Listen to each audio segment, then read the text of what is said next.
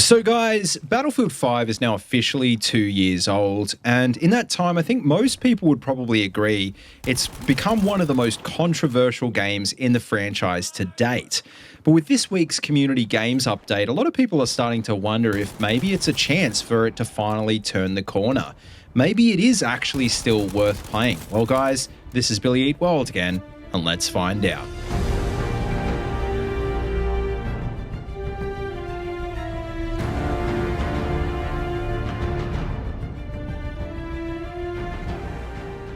Alright guys, how you going? Welcome to the video, and wow, it feels like forever since we've had a chance to cover Battlefield 5 on this channel, because you actually might remember earlier on this year, in a massively unpopular move that many players thought was just maybe a little bit premature, DICE officially released its final content update for the game. Now obviously a big part of this decision was because of the COVID-19 pandemic, and I think many people also felt that a big reason was because of the mountain of technical debt they'd built up, which in a nutshell is the term the games industry uses to describe promises that have been made to the community that have still yet to be fulfilled. Now, obviously, as the spiritual successor to Battlefield 1942 and the follow-up to 2016's massively successful Battlefield 1, BF5 was always going to have big shoes to fill. And not just that, but as popular as BF1 was, you've also got to remember it left a bad taste in the mouths of many veteran players that didn't really appreciate the shift to a more casual playstyle. So not only was the pressure on for DICE to somehow live up to the previous game, but they also had to contend with a gigantic rift that had emerged in the player base. And to do that, what they did was probably the most controversial thing of all. They tried to split the difference and create another historical game, but this time with gunplay and customization, something more like the older Battlefield games. Now, we'll come back to that in just a sec, but just before we go too much further, I'm aware that there's probably a few guys watching that maybe haven't played this game before, so we probably should take a sec to talk about what Battlefield 5 actually is.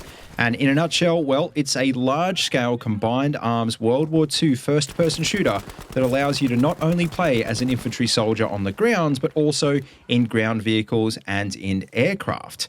Now, compared to some of the other games we cover on this channel, in multiplayer, BF5 is pretty arcadey.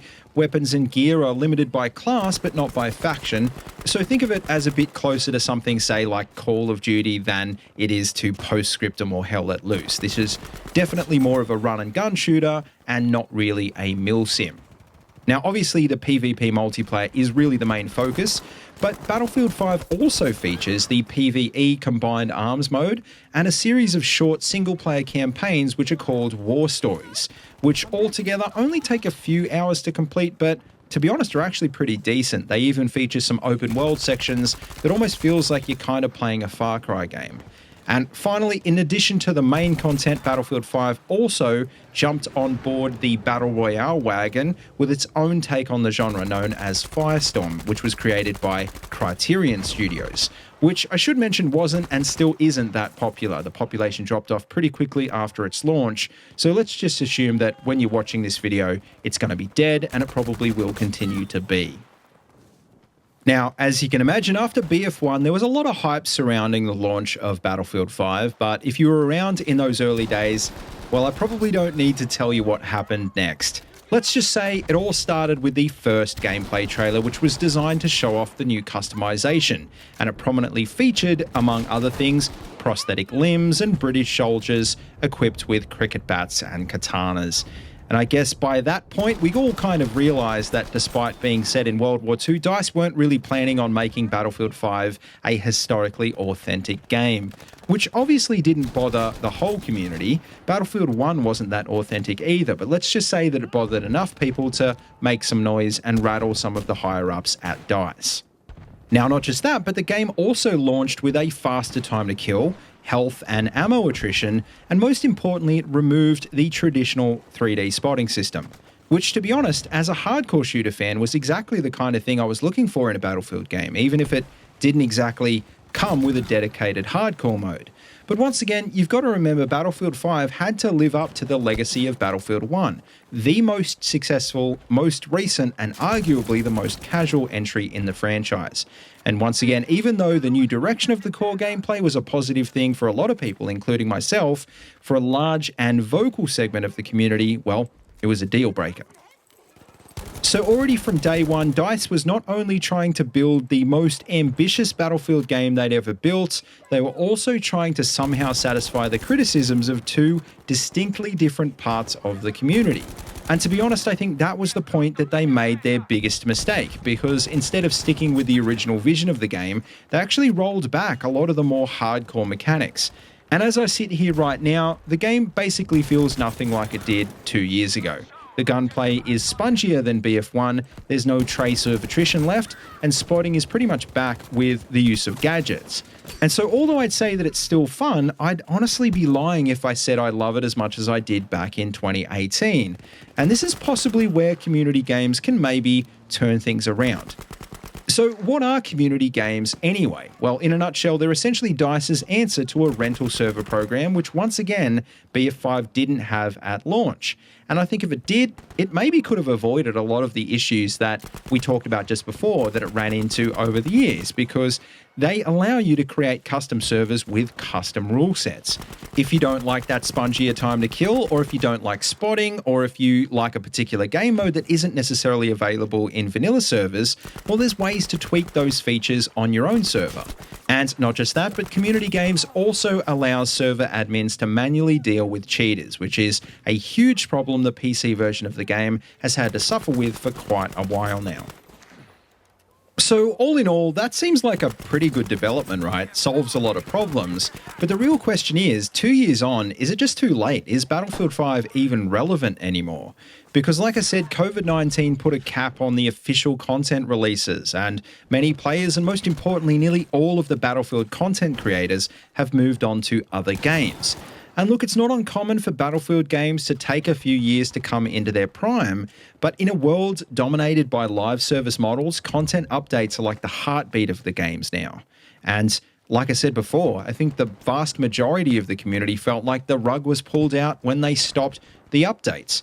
And I know I was holding out for an Eastern Front DLC that sadly looks like we're never going to get to see.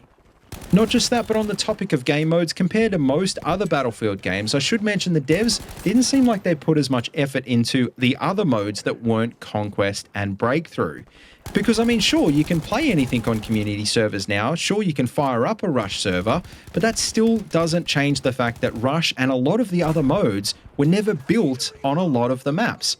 So really, community servers can only go so far. They can only address certain issues, but they don't address the fact that many people feel like Battlefield 5 wasn't finished. And if you're someone who's run your course with what's in the game already, with the current content, I just don't think community games are enough to bring you back. So, bearing all of that in mind, it might actually seem like I'm trying to talk you out of buying or reinstalling this game, but to be honest, I'm actually not.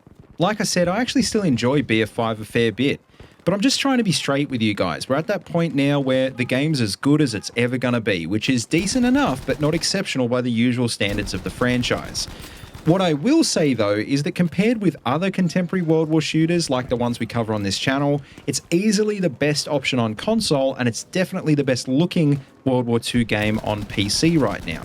And most importantly, it's still by far the most populated large-scale World War II shooter that money can buy, which is really important if, like me, you live in a smaller region like Australia. Is it as historically accurate as Postscriptum? No, it's not. Is it as immersive as Battlefield 1? Well, it's probably not either. Is it a true sandbox experience like Battlefield 4? No, it's basically none of those things. But it is still a good game, and if you're a fan of Battlefield games in general, well, you're gonna get your money's worth, especially now that it's a lot cheaper than it was at launch. Will you be able to get 1,000 hours out of it? I don't know, maybe not, but I managed to rack up about 500 hours pretty easily, which is a lot compared to the 100 hours that I racked up in Battlefield 1. And that in itself should tell you that, look, yes, it is a flawed game, and yes, it's reached the end of its life cycle without technically being finished, but no, it's not dead yet. I reckon it is still probably worth a buy, especially if you haven't played it at all.